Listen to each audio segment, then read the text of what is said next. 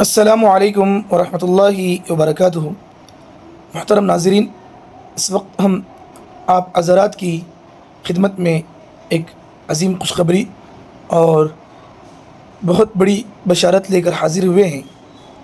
ہمارے ذمہ دار، میرے مینٹر حضرت مولانا غیاث احمد رشادی، صدر صفا بیت المال، صدر ممبر و محراب فاؤنڈیشن انڈیا و رکن آل انڈیا مسلم پرسنل لا بورڈ، اس وقت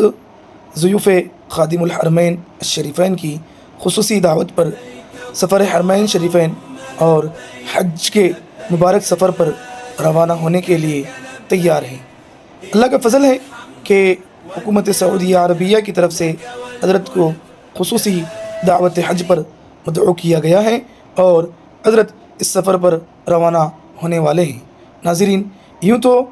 بہت سارے لوگ ہیں جن کے پاس اللہ تعالیٰ نے استطاعت، اسباب،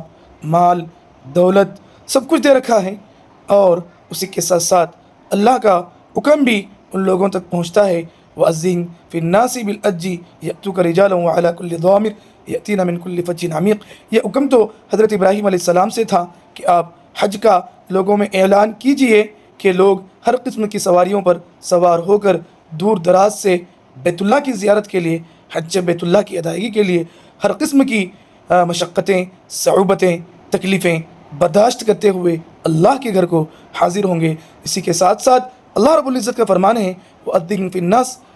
اللہ رب العزت کا فرمان ہے، وَلِلَّهِ عَلَى النَّاسِ حِجُّ الْبَيْتِ مَنِ اسْتَطَاعَ إِلَيْهِ سَبِيلًا، کہ اللہ کے لیے، اللہ کے بندوں پر اللہ کے گھر کا حج کرنا فرض ہے، ان بندوں پر جن اللہ نے استطاعت دے رکھی ہے۔ ناظرین، بہت سے لوگوں کے پاس مال ہے، منال ہے، سب کچھ ہے، منصب ہے، لیکن اس کے باوجود ان کو توفیق نہیں ملتی، ان کے دل میں طلب نہیں، ان کے دل میں تڑپ نہیں، اس کی وجہ سے وہ لوگ محروم ہیں۔ لیکن جن کے دلوں میں طلب، تڑپ اور طلب صادق، جذبہ صادق ہوتا ہے، اللہ تعالیٰ انہیں بلا لیتے ہیں اور اس طریقے سے بلا لیتے ہیں۔ ناظرین، ضیوف الخادم الحرمین کے کوٹھے میں حضرت کی یہ دعوت اس شعر کی حقیقی ترجمانی کرتی ہے کہ ارادے لاکھوں بنتے ہیں، بن کے پھر ٹوٹ جاتے ہیں، حرمین وہی جاتے ہیں جنہیں رحمان بلاتے ہیں۔ ناظرین، اس وقت میں دل کی عمیق گہرائیوں سے اپنے مینٹر، ہمارے ذمہ دار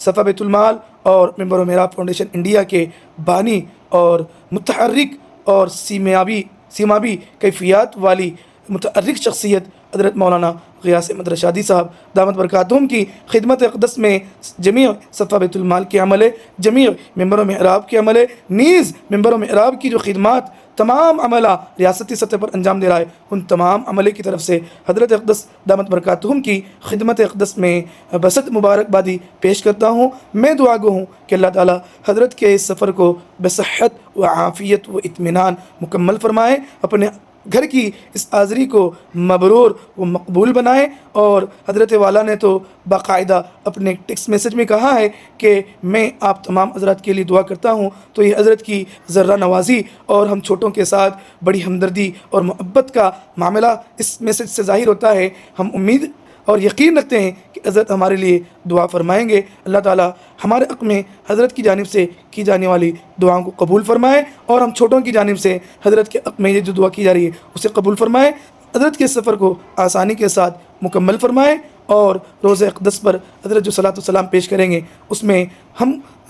لوگوں کا بھی حصہ اللہ رب العزت رکھے۔ رسول اللہ صلی اللہ علیہ وسلم کی خدمت میں حاضری کے موقع پر حضرت جو صلاۃ والسلام پیش کرتے ہیں، اللہم صلی علی سیدنا محمد وعلی آل سیدنا محمد وبارک وسلم، ہم خدام بھی درود شریف ابھی سے پڑھ کر حضرت رسول اللہ صلی اللہ علیہ وسلم کی خدمت اقدس میں پیش کر رہے ہیں۔ اللہ امید ہے کہ حضرت ہمارا صلاۃ والسلام کا محبت بھرا نذرانہ بھی خدمت اقدس میں پیش فرمائیں گے۔ انہی چند باتوں پر تمام عملے کی جانب سے مبارکبادی پیش کر کے میں اپنی ان چند باتوں کو ختم کرتا ہوں۔ اللہ تعالیٰ سے دعا ہے کہ اللہ ہمارے حضرت کے سفر کو آسان فرمائے، عافیت کے ساتھ، صحت اور اطمینان کے ساتھ لے جائے، اور اسی طریقے سے صحت و عافیت اور اطمینان کے ساتھ حضرت کے سفر سے واپسی مقدر فرمائے۔ آمین، وآخر دعوانا الحمدللہ رب العالمین۔